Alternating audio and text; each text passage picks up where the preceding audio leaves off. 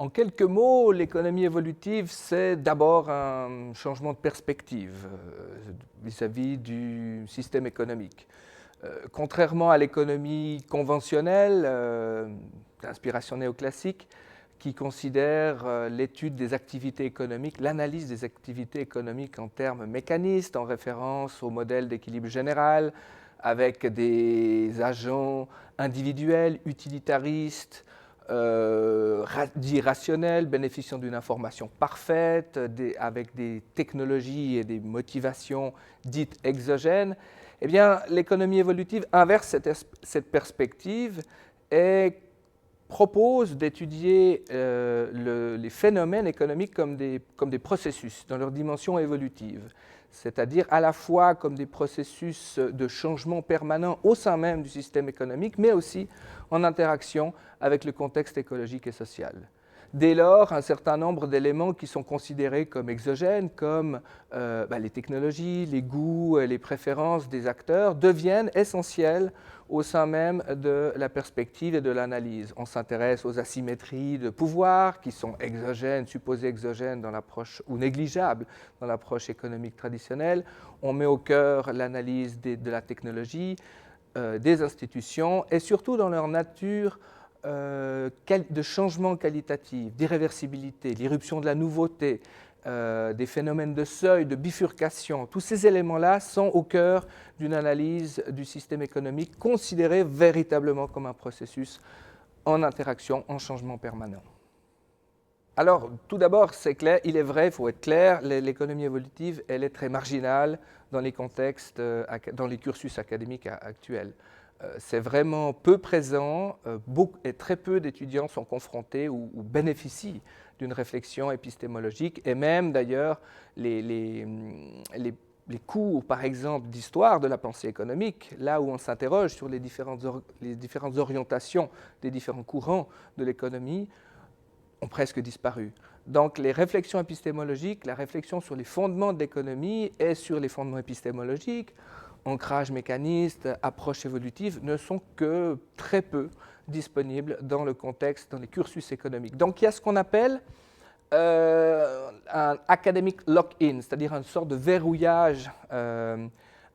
académique qui fait que peu de cours sont proposés, peu d'étudiants sont eux-mêmes confrontés ou bénéficient de ce type de formation, et donc l'adoption, la diffusion des réflexions est relativement faible.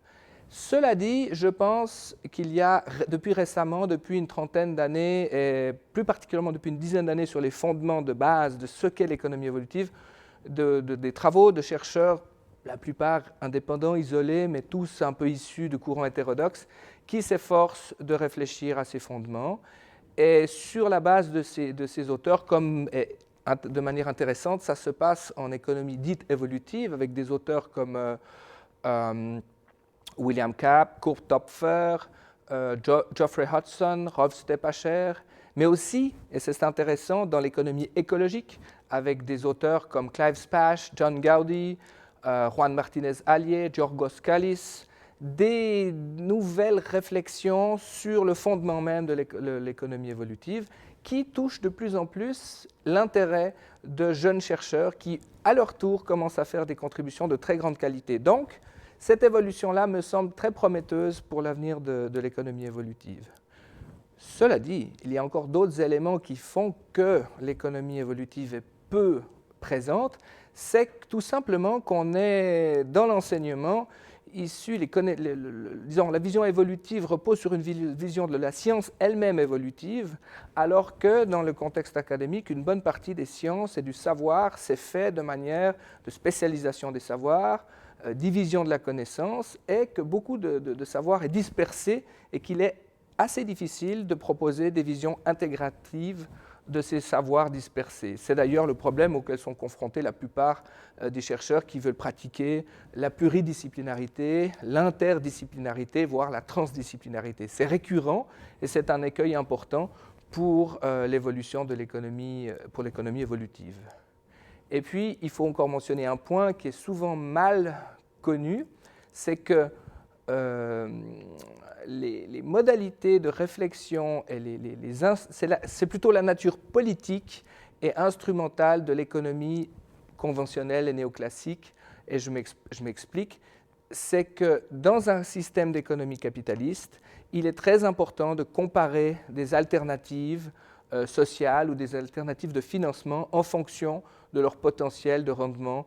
monétaire. Et en ce sens-là, le raisonnement abstrait de l'économie conventionnelle, le fait de se couper du contexte écologique et culturel, est en quelque sorte, paradoxalement, un atout, parce qu'alors il permet de se focaliser sur la dimension monétaire indépendamment des répercussions écologiques et sociales. Et c'est en quelque sorte le cœur même de la logique capitaliste qui va viser à maximiser le rendement monétaire et donc de mobiliser ce type d'instruments. Ces instruments, donc cette nature instrumentale des développements théoriques de l'économie conventionnelle, valorise en quelque sorte ce maintien de ce type d'approche. Et en outre, pour finir en quelque sorte l'importance de la prédominance ou la surdominance de l'économie conventionnelle, il y a également le fait qu'elle privilégie une vision de l'économie où le marché s'autorégule, où l'intervention étatique est à limiter au maximum, sauf si elle permet une amélioration des conditions d'échange et des conditions institutionnelles d'exploitation des ressources. Eh bien, cette dimension institutionnelle de l'économie et cette dimension politique de l'économie conventionnelle va en sa faveur dans le sens où elle bénéficie d'un soutien politique en tant qu'approche, et déjà d'ailleurs depuis les bases chez Adam Smith et chez les néoclassiques. Voilà, beaucoup d'écueils, mais malgré tous ces éléments, je reste persuadé que d'aborder les questions et les activités économiques, le système économique, les enjeux économiques à travers une perspective économique évolutive sont tout à fait, ont un potentiel véritablement de développement important et constituent une voie de recherche tout à fait intéressante pour les chercheurs actuels et peut-être encore plus à venir.